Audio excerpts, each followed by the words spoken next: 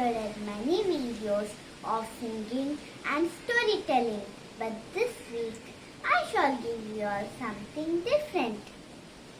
So I have come up with a video where I could explain meaning of the English words.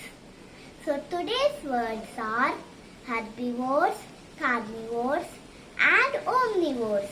Herbivores means the animal that eat plants. Example, elephant.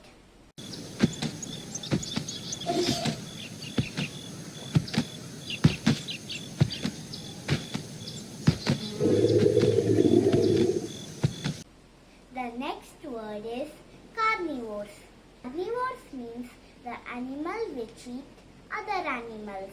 Example, lion.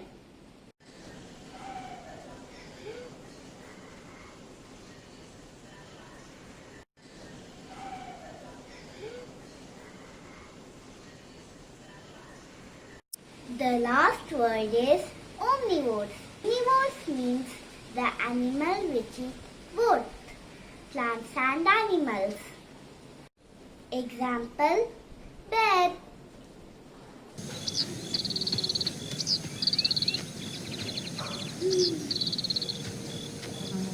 Hope you liked my video, and I'll come up with many more words in the next video.